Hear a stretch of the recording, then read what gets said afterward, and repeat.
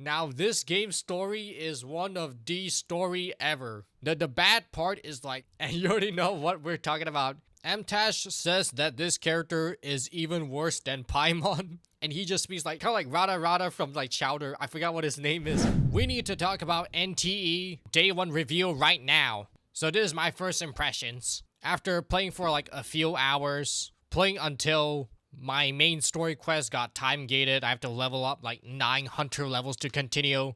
I think this is a good time. I think most people only progress until here. And every single person is dropping their review and 2 cents on this game. So here's the short answer of my first impressions. I think NTE feels like a dream game, but still has some issues surrounding it. Let me explain. NTE is kind of like what you expected. It's exactly what you imagine, just with a bit of jank. But bugs aren't really the only problem. There are some other issues. But before we get into that, I want to mention that I'm playing this game on PC. I haven't tried it on mobile because I got no storage left. I need to stay connected to my HoYoverse stuff. And I'm a free-to-play player. Haven't spent any money on this yet. I don't think anyone really is going to whale on this yet. But you know, there are always going to be whales on every single gacha game ever. And haven't finished the entire main story quest or get to the end game yet. So my impression might evolve. So let's talk about what's the best thing about this game for me. The first best thing is the world. The world setting, the open world setting is exactly just kind of like what you imagine an anime GTA is. I know there's another anime GTA, Ananta, coming out soon, but NTE really does feel like playing GTA for the first time. It really has that same exact gameplay. But you know, instead of shooting, robbing stores, it's more of like stealing cars and stuff. It's not as graphic, but there is still the same 5-star system and you could go to jail. The world is very dense. You can even like adjust the traffic. The driving is really unique for a gacha game, even though it's not really the same as like a real car game. The world just looks really good. It has all of the pink sakura trees, making it look kind of like urban Japan. There's a lot of NPC that act kind of like GTA NPCs. There's a lot of buildings and stores that you can enter to, and their interior looks really amazing. It might be like inspired by real life stores. You can buy your own apartment. There's your own house with your newfound family. Avon, I think. There's like arcades and stuff. My only complaint is that there's no real train station in there. There's like a subway, but like it's just like a basement with stores. There's no real subway train station for you. I hope they add it in. It'll be like Persona 5. Climbing is like very similar to like Wuthering Waves. It's very easy. It's not like Genshin level of climbing. The characters have like a double jump, but like the double jump only goes like a few inches. There's also gliding, which doesn't have that much use. I don't think you want to glide anywhere. You're usually just going to use your plunging attack and stuff. I think the world is quite massive, and it has a lot of like tall buildings. You can really immerse yourself with a lot of the exploration, the free roam style of gameplay. But I do hope they add like some funny stuff. Maybe you can like actually like have a gun and rob the bank or something.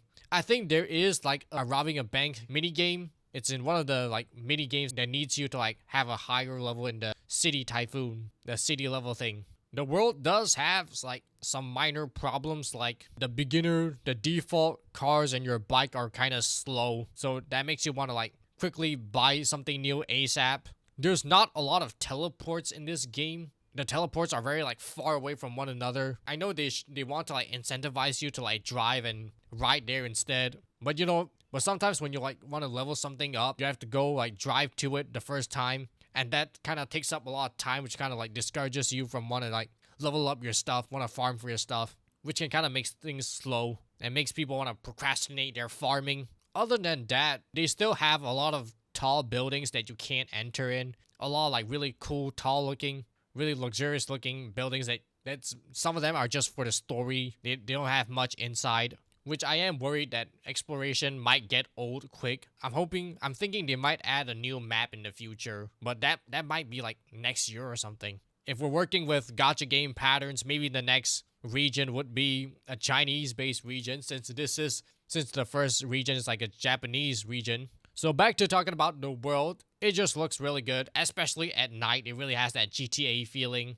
There's even like sky bridge for like pedestrians, which you really need to experience it yourself. I think NTE is basically a free GTA on your phone. I suggest that you can just start exploring the map once you progress enough in the main mission. Once you progress until like the taquitos stuff, then you can start like just go free roam mode. And I think NTE really did like landed a good score here because other gacha games don't have this style of a free roam urban setting yet. Zenless Zone is kind of pseudo open world, so that's the closest thing to it. The other fully open world stuff like Genshin or Wuthering Waves are like very typical fantasy style of setting. NTE is going to be the first to capture this niche, so this is one really strong point for the game. One gripe I have with the world is that they sometimes have these like special events where like the screen will like become all blue and dark. It's these like special events where they'll like summon like 3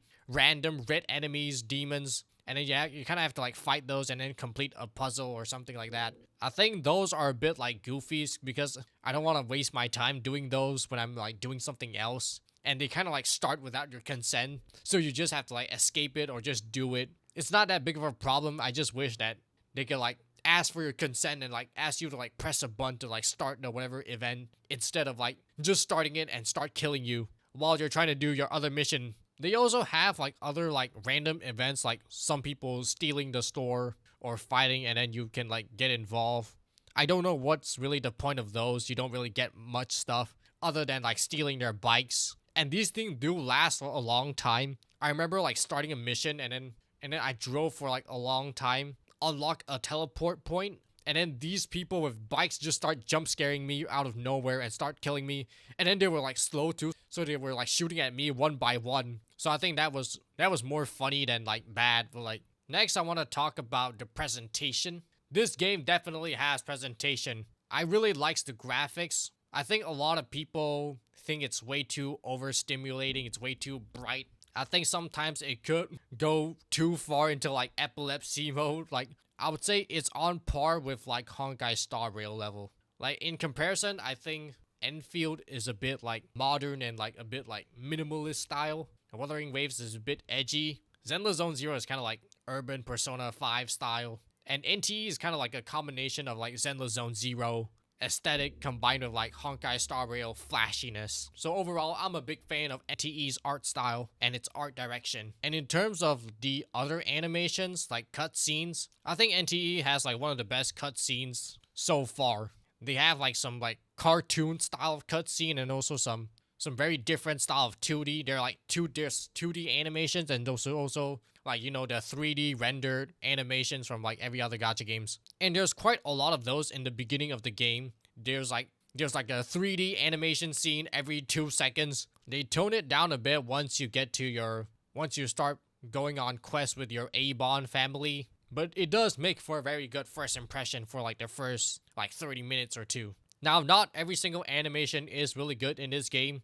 For example, it's the combat. We'll go back on this, but like I think some of the combat animations are very lackluster. Like I think Elder, I forgot what his name, Elder Eldryer, his ultimate animation is very awkward. It like zooms out to the front of his face and then it stops very awkwardly. And then it just zooms out and then he just stands there and then his little like 3 projectiles of birds fly to the enemies and he's just like standing there. I think he just has a 4-star or A rank ultimate animation. That's why they didn't even bother too much. So all in all animations are pretty good except for like some of the combat ones. Next, I want to quickly go over music. For me, I really liked most of the music. They're very like modern and urban theme style type of music. Very different from most of gacha games today. Especially the ones in like, they have a lot of those when you're like driving a car. The combat music is also pretty good too. They have a lot of like those custom songs on YouTube as their main theme and stuff,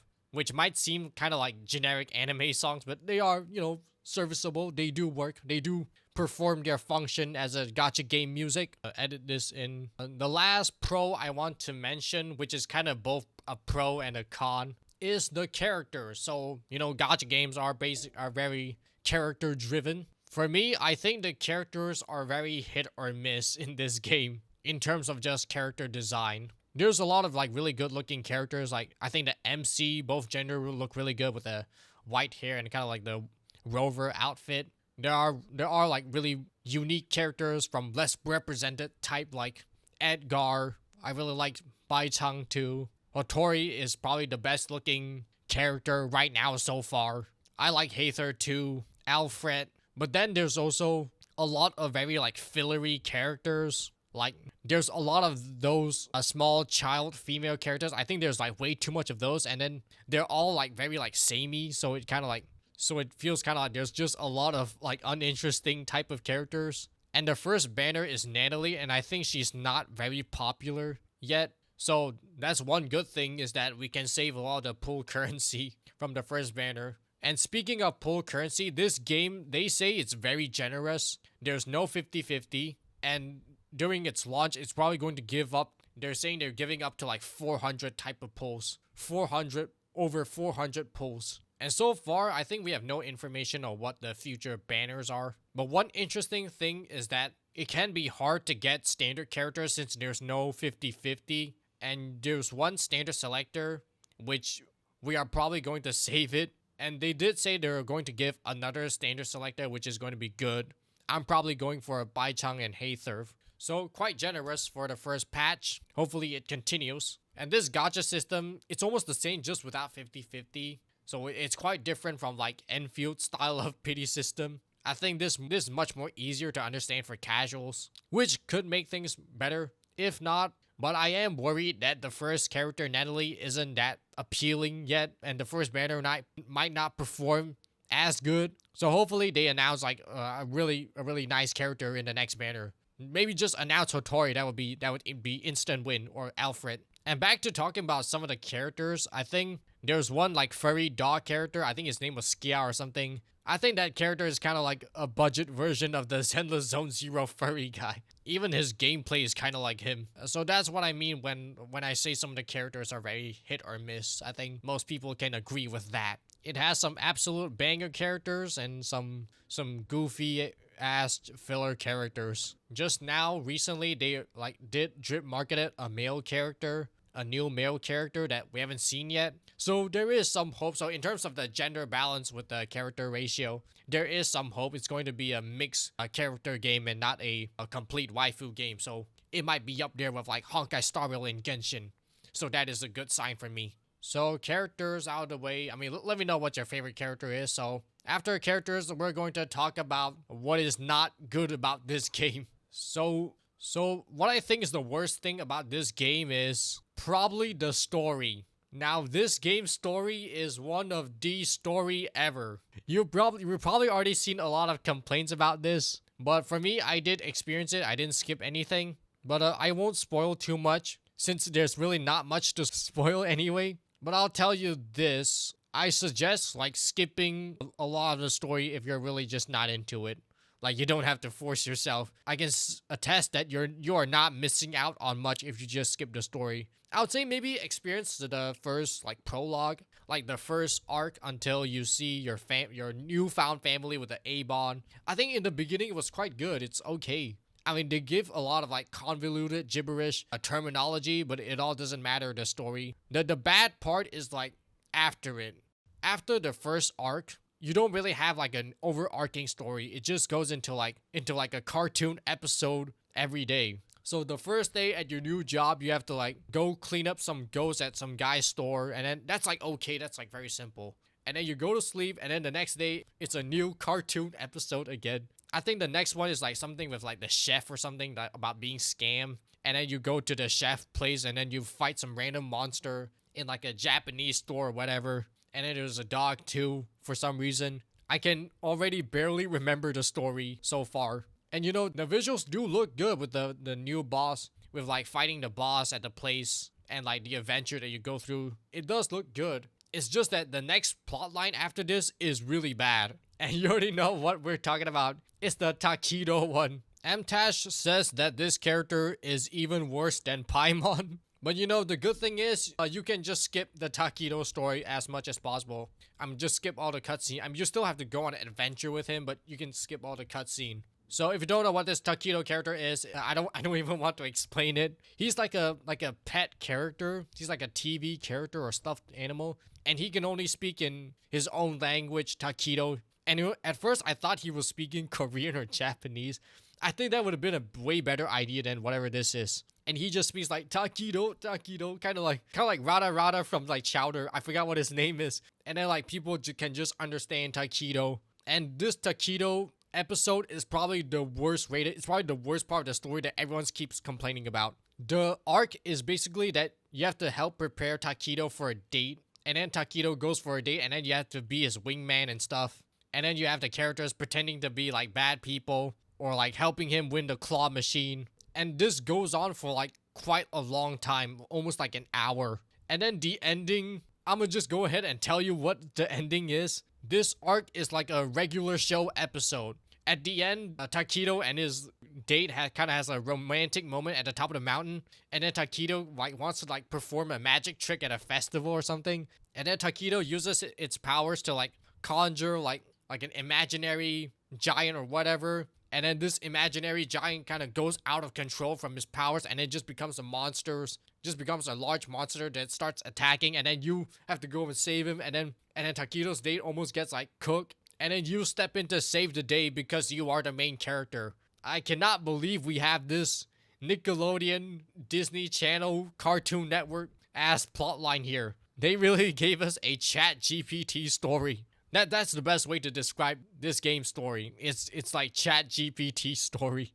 And what's bad is that all these don't really end. Like, I think right after Taquito, you kind of have to like level up your character in order to progress the next mission. And I'll tell you what the next mission is. The next mission is also like a cartoon episode. It's also like you meet a new character, and then you have to go to an auction or a hotel, and then you have like these other characters that are like this helping you that are in disguise as butlers. I think it's not as bad as the Taquito one. This one is like pretty okay. It's pretty fun. But the sequence is like really long. Once you get into the hotel mission, you can't like get out of the mission. And I was just like speed running through it because I really wanted it to end. And then you have like Hotori trying to like outbid someone, trying to have like a turn-based game with another person to trash talk them, raise the stakes or whatever. And then you get stuck in that hotel or something, and then you kind of have to escape it out. And then eventually you have the boss fight, and then you save the day and you win. The end.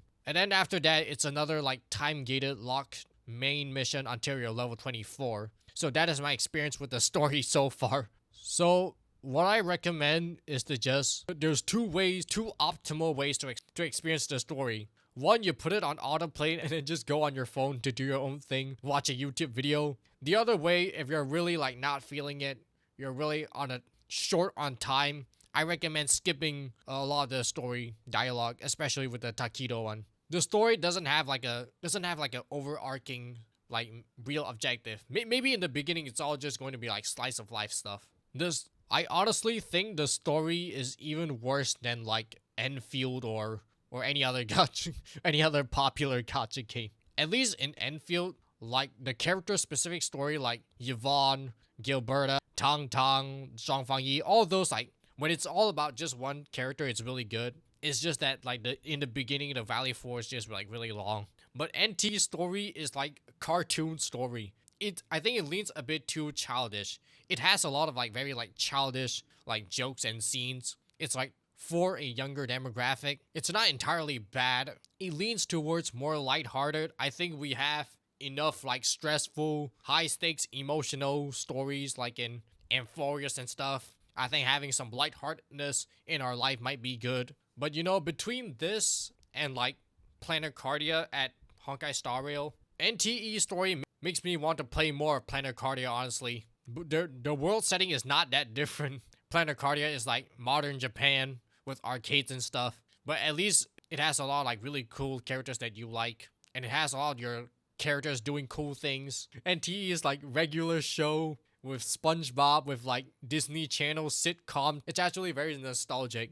Okay, enough about ranting about the story. I feel like this is going to be the biggest topic. I don't want to waste time talking about it way too much. The next like worst thing about this game is probably, for now, I would say is the combat, because I don't want to make judgment way too fast because we haven't unlocked the end game or like any real combat game yet. We can't even level up any of the skills yet. We have to wait until like you're level 20. And this game's combat is just straight up just like Wuthering Waves. It's like, but you get 4 characters instead. There's E, there's Q, yeah, there's kind of like an intro skill a bit. Some characters can aim. There's a parry. There's dodge. There's perfect dodging. There's all that. This game might, for like combat fans, this game might be like a Wuthering Waves combat, but like worse. So that might be a really bad part about this game. And I think this isn't NTE problem, but I think gacha game combat might be running out of ideas already. I tried out some of the characters like Hather, and her kit just looks like Muika with her bike and all that. Her ultimate is like summons a bike. Her skill also summons a bike to attack. And some characters have summons a circle for healing, like Edgar. Some characters has a jellyfish, and the jellyfish uses water attacks. The MC uses like light attacks. And some characters have like venti ults that just pulls enemies together. I don't really think this NTE's problem. I think gacha games have just explored every single possible way of inflicting damage in a fictional world. So I don't blame it on them. It just, if you're coming into NTE while already playing like a lot of other games like Wuthering Waves, Zenless Zone Zero, this game might feel a bit samey and redundant. But I think it's still too early to judge. I think the combat does have a lot of potential to be fun. I think it's not too hard, but right now we don't have any good teams yet, so it can be hard to tell. They also have this like element system where it's like it's a circle, and if your elements is like next to the other elements to have some like synergy. But right now we don't have enough characters to really do that, to really do all that yet.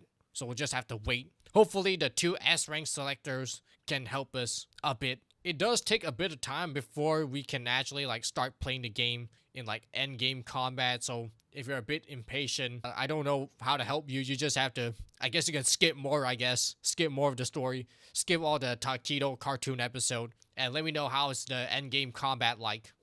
The third worst thing about this game, it's the bugs, the jank. Now this game is damn buggy, I can tell you that. But it's mostly from like the random NPCs in the game. That's what I can tell. And I can say that these bugs are quite widespread across the internet. It's not some isolated incident, but it's nothing too game breaking. It's kind of like hurts the game's reputation and immersion. Some NPC will have their legs cut off or something. Some of your characters will like start T-posing. And sometimes the missions interactions will be like a bit unresponsive. Like you have to like walk around and then it'll like trigger the mission to like continue. And then you'll just have to get used to it soon. Other than that, don't have any major issue. There is some like optimization and like stuttering problems. This game can be quite like demanding. Maybe not all the time, but like sometimes it can, like you do feel some lag a bit. And I think that's about it for what's bad about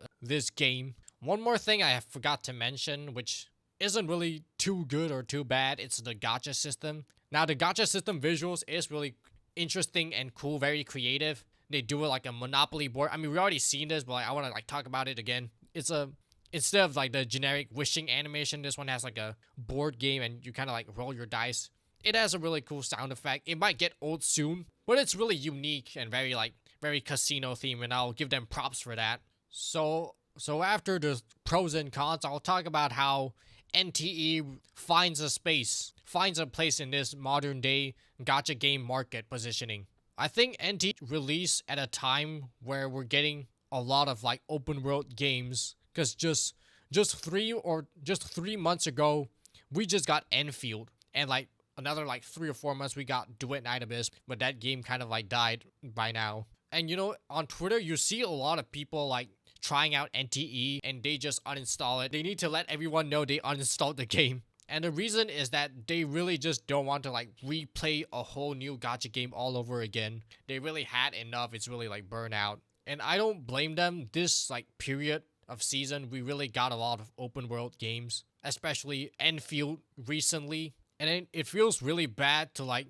need to restart a whole new gacha game all over again. And it feels like we're better off just saving our time and money on just playing the popular games that we already enjoy, like Star Rail and Genshin primarily, and Wuthering Waves and Zenless Zone Zero for others. But I think NTE does have some legs to stand on. I think the world setting is going to be the strongest point. There's nothing quite like it. The only thing I could think of is probably Honkai Star Rail Planarcardia. This might seem weird. That's like one region from Honkai Star Rail for like entire game. But playing NTE does kind of like makes me want to play Planarcardia more actually. I think it's called Planarcadia. I'm sorry for mispronouncing it for the entire video. But for me, I like NTE world setting actually a lot more than Enfield world setting. I think NTE world setting is a bit bland and a bit overdone with like the planets and stuff. We already have Honkai Star Rail for that, which is also going to other people's planets and stuff. And just like one of these 2 days, Wuthering Wave is going to be on their anniversary, going to have the new characters. So right now is going to be an insanely competitive time of gacha games. There's also Honkai Star Rail anniversary still going on with Silverwolf. And the next character banner is Evanesia. And then they also drip marketed the next character, which is the Blade SP. Honkai Star Rail is just going crazy now. Genshin also announced Snezhnaya in like August. That's some time away, but it is still coming soon. And gacha games market, I've been talking about this topic for quite a long time. But gacha games market is really saturated and crazy competitive. I'm gonna try to analyze it. NTE definitely fills a niche. It's like anime GTA. It's basically like a gacha game but GTA. Its only like real fierce competitor would be like Ananta, which doesn't have a release date yet, but it might be this year. But Ananta does have time to like make changes and see how people react to NTE and then make changes accordingly. If you want like a comparison of what NTE is like, I would say it's like, imagine if Zenless Zone Zero was like really fully open world, but the characters' designs are not quite like Hoyoverse standard. Story writing is a bit sus. I think it's like worse than Zenless Zone Zero. I actually think Zenless Zone Zero have some like good stories, just that Zenless Zone Zero stories are like quite skippable. But you know, in this game, in NTE, you can skip it as well. So I think NTE is going to be massively popular for this week, but it's probably going to fall off a bit, which I think. The question is, I don't know if it's going to be like bigger or like smaller than Enfield. I think people are just not giving up like the Hoyoverse stuff for like NTE and all that. Enfield does have like a core fan base, at least with like Arknights. NTE is a brand new IP, and what's even worse is that it's not from a very reputable studio. They had like one Tower of Fantasy record, which wasn't really good, and like NTE is just completely new. But you know, the trailers and all that do have some very positive reception. So I recommend giving NTE a try for the first week. NTE, while it's still like relevant and hype, you can wait a bit if you want, but I think right now this week is going to be the best NTE week of all time. Up next, I want to talk about the long-term potential for NTE. Now, I'm going to be honest, I think this game could start flopping easily. This game is kind of dependent on having a lot of players to play the mini games, but like sooner or later it might be filled with bots, or like you just can't find any new players when you want to like go racing or do your mahjong. I think people just know that they're not going to get anything new from NTE or what they want. They might as well just stick to like Hoyoverse, like Star Rail and stuff, Star Rail and all that, which they can just, you know, consistently get their characters and the lore that they actually want. People do want to like try new stuff, but you know, NTE, but you know, new stuff doesn't mean it's better. But I'm not too sure. I think the retention for NTE is really hard to tell, honestly. From what I've seen, there's a lot of people saying good things about it, but also a lot of people just saying that they want to uninstall it. They don't really feel the game that much. A lot of criticism, especially to the story, to the Takido or Tokido. I feel like one like saving grace, or one thing that we can hope for that's going to make or break the game, is going to be the combat endgame, which we all haven't really unlocked yet, but we'll have to see soon if the combats are good or not. Other aspect that I would say would save the game, or is going to be the characters, the new characters that are coming in. They need to start dropping good characters ASAP. They cannot mess around, unfortunately. The next character, they need to start dropping the characters like Hotori, Alphard, some of the male characters that were in the posters and all that. They need to start dropping those ASAP. They need to not mess around and give us another filler child character. They need to lock in with those characters ASAP. And there is some like problem, and I think we should like mention a bit of the target audience issue. This game has like a dating or like a invite to your house companion type of system, and you can't invite every single character. it's mostly like just the female character. And then when you're riding a bike, you also like you can't invite Aurelia for some reason because she's sitting on a jellyfish. And I think this might hurt the target audience a bit. These like gender specific stuff might hurt the target audience a bit. It's like they went out of their way to like not allow you to invite male characters into your apartment, but you are able to select a female main character, but you can't like invite like male character into your as a companion into your date and stuff. I think they need to fix that ASAP. They did like fix it, like you can like date male characters, but like I think it's the inviting male character into your apartment stuff that you can't do yet. Okay. Another thing I want to talk about is the mini games. I think the mini games are really cool, but I still think they should add some new ones. Maybe like a paintball or chess. But I want to suggest one more mini game would be like maybe add a horror game like Five Nights at Freddy's type of mini game, or like any other generic style of horror game would work too. I do think they can also try something like the Genshin UGC and just let the players make their own games. I think that would be crazy too. That's a large ask, but I think that's one direction they could go. Which that could also help really like help. That could also really help the content creator ecosystem in this game. So final verdict. If you like any gacha games, you should try NTE. If you like GTA or any anime games really, you should try NTE. And just see if you like the world setting. Because I think that's the main strength of this game. If you like the world setting, you probably like this game. So who might not like this game?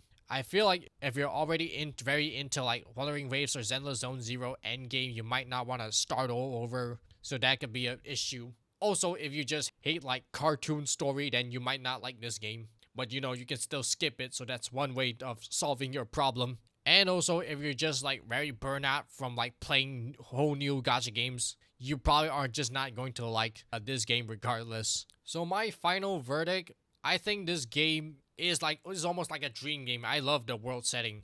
And I think I'm gonna probably play this game for as long as possible, for as long as there is relevancy for this game. As long as there's a community and like enough people playing this game, then I'll keep playing. For now, at least, I like this game. I would pay more attention to this game more than like Enfield, at least. So for now, I'm just gonna fully try to experience all of the story and all of the world setting, finish this game first, then I'll come back to this. What I'm really looking forward to is probably seeing how the end game combat look. After getting the R selector, I want to check out how how a 5-star character feels like. I'm also really looking forward to like playing Tetris on the minigame. Hopefully the matchmaking over there works. And another thing I look forward to is probably earning enough money to get a real vehicle so I can actually go fast. And other than that, I don't have much to criticize for it. I already said what the game bad part is. So for now, I'm just gonna keep playing it and see how it goes. Leave a comment, let me know what y'all think. And I'll see y'all next time.